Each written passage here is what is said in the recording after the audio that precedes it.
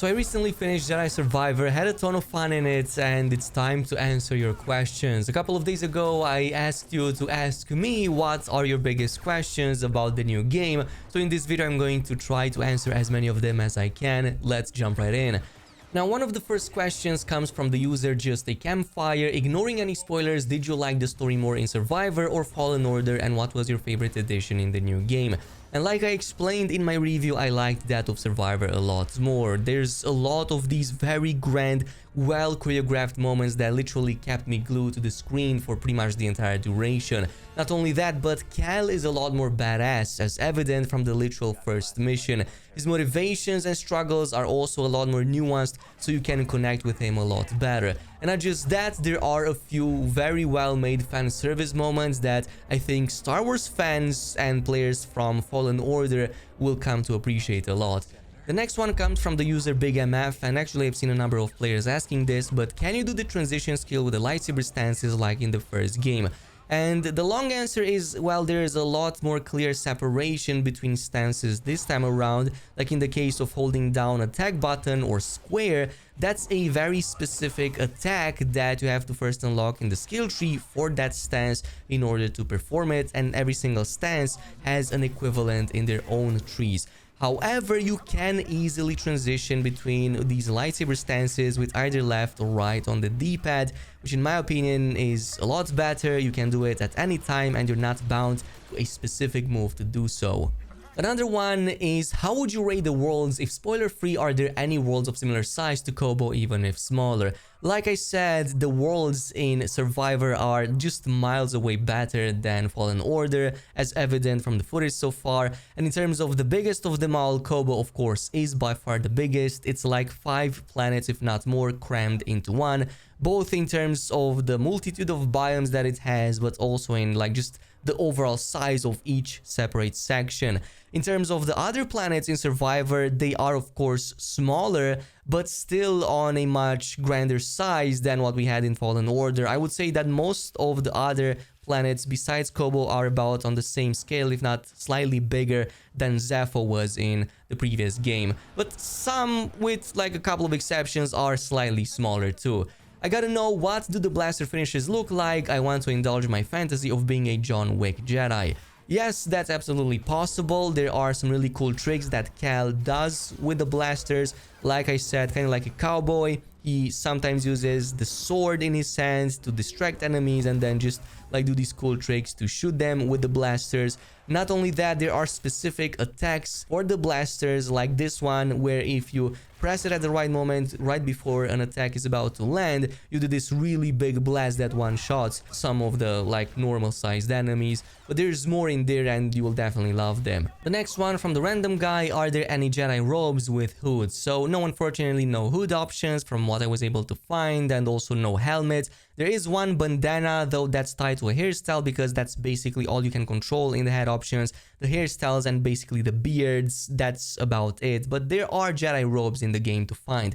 Compared to Fallen Order, how do you think the pacing was as far as the storyline goes? I think the pacing was slightly worse actually than Fallen Order, because there's a bit of back and forth a bit too often compared to the previous game, whereas Fallen Order was a bit more linear. But it kind of makes sense why they've done so, and I think that some of the really cool moments make up for that.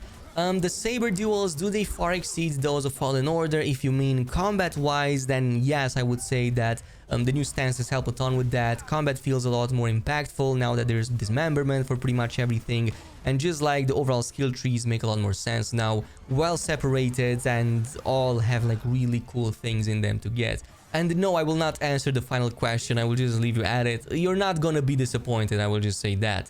Hi mate, can you shed some light on the exploration? Is the game linear or more open as compared to Fallen Order? Also, if you can talk about the story size in comparison to Fallen Order.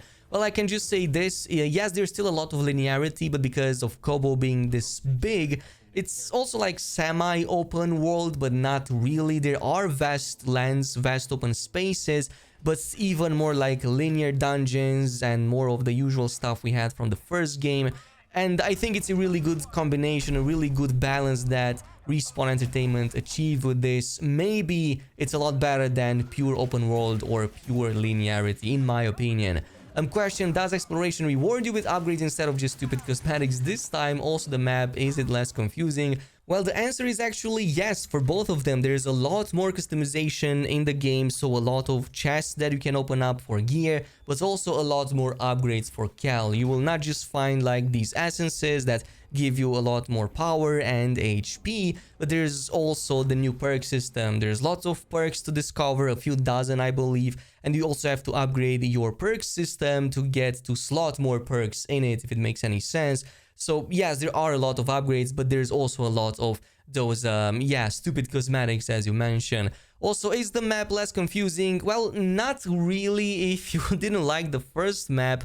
This one is slightly better though, but it's still going to be annoying. And one of the things I did not like really about Jedi Survivor and Jedi Fallen Order is that you spend a lot of time in the map to make sense of everything around you, because sometimes the path ahead is not as clear or visible, especially with a lot of these smaller gaps you have to enter through. How does the crossguard stance feel? Does it compare to other ones well, or does it more so feel like it was just a fantasy dream come true? I think it's the latter rather than the former. It feels like a fantasy dream come true. It's like very slow but very brutal, very heavy hitter. It's great at just destroying enemy guards and even more so shields basically in one hit.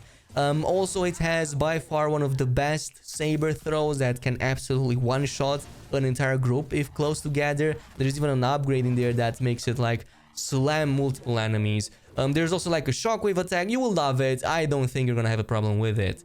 Now, the user Kelide, is it feasible to unlock all elements of the skill tree by the end of the story without excessive grinding or running into other caps on your skills? Also, is there any chance a third equipable stance ever becomes available? I will just say this about the third equipable stance. No, I don't think there's a chance for that to happen, because the D-pad is already pretty much filled with buttons to press and do, unless they sacrifice the arrow down button. But no, there's only two.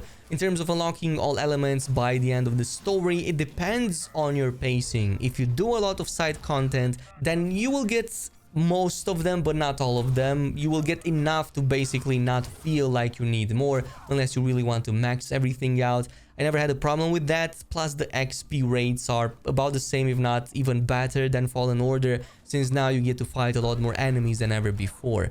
Next question from the user Double or Nothing. How long would you say the campaign is? Are there side missions? If so, how do they work? So I believe official numbers place it between 20 to 30 hours. I will say that it took me between 20 to 25 if I were to just judge by the recordings during the campaign, but I actually finished the main story at the 50-hour mark, simply because I completed as much of the side content as I could along the way. And to answer your second question, yes, this included a lot of side missions. The game has tons of them, and they come in the form of rumors, where if you talk to certain NPCs, they will tell you about rumors of certain things, dangers, or, well, locations on other parts of the map. You get a general direction, like a circle where you will find them, and then it's up to you to figure out the rest.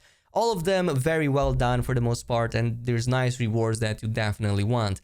Moving on to the next question from the user Deadcast. Can companions go with you on any mission / free roam like Mass Effect, or is it only certain missions like Hogwarts Legacy? Actually, good comparison, because it's a combination of both. On one side, no, it's not as free as Mass Effect to bring them literally anywhere, but also not as restrictive as Hogwarts Legacy. Basically, this is how it works. It's mostly tied to either certain specific missions in the main story or certain planets where you can go with these companions. You cannot choose to do so, they just come with you. Plus, there's also the ability to, well, use their abilities. With R1 and Square, you can make them use their attacks, which are typically super strong, and they also have a cooldown, I believe. So it's kind of like a mix between the two, if, yeah, it makes any sense. Another user asks, will there be underwater parts? To which the answer is yes, lots of them actually, with quite a lot of diving, because there are treasures to find inside of them. Plus, you can also access certain parts of hidden dungeons this way by just going underwater, taking a dive, and doing all that kind of stuff. Another one from Jacob, will you be able to have a different lightsaber blade color for dual wield / double-sided? Answer, no, unfortunately you cannot. I literally tried this, but you can control like different primary and secondary colors for the whole blade and for the whole blasters, if it also helps you out. User Lamba, have you had a chance to use the blaster stance or crossguard stance, and if so, how do they feel? And like I said, I focused a lot on the blaster stance once I got it, not too far in the main story actually. And it's basically one of my favorites, especially in one-on-one situations when you're fighting boss enemies. It has a really nice poke, a gap closer, you can shoot from afar, and damage is really good, so really nice. Crossguard has its own flavor too, and I believe people who enjoyed Dark Souls, for example, especially like big swords, this is gonna be for you. Very brutal, deals a lot of damage, and even if you don't enjoy Dark Souls, it's going to be great at breaking shields, like I said before. Is it still Metrovania game, or did they go more God of War, Zelda style? Actually, they did go a mix in between. It's still a mix in between, to be more honest, though there are some new Zelda inspirations here and there. Obviously, all the platforming, all of the like linearity from the first game is still here, maybe even more of it, but now there's also slightly open-ish elements on top. So it's kind of like a mix of both worlds. You're not gonna be disappointed if you like either the one or the other. How soon are you able to customize Cal and BD1? Specifically, how soon can you unlock the mullet? In terms of the mullet, I don't think I found it yet, because if I recall, it's not from a vendor. Maybe I'm mistaken, but I did not get it yet. Though there are so many hairstyles to unlock, both at vendors and through chests, that you're not gonna have a problem with that. Plus, you can customize Cal, BD, his existing lightsabers, right from the very first hour as soon as you hit a workbench, which doesn't happen too late. Does it end in a cliffhanger? I cannot answer that. You'll have to find it on your own once the game comes out. If it didn't already by the time this video gets posted, it should be tomorrow by my calculations. In any case, this is it with the video. Hopefully I answered as many as you guys wanted. If I did not or missed out anything, then don't worry, there's going to be a lot of coverage here on this channel. So if you want to stay up to date with that, just subscribe to the channel, leave a like, and even consider activating the notification bell. And I'll see you guys in the next video.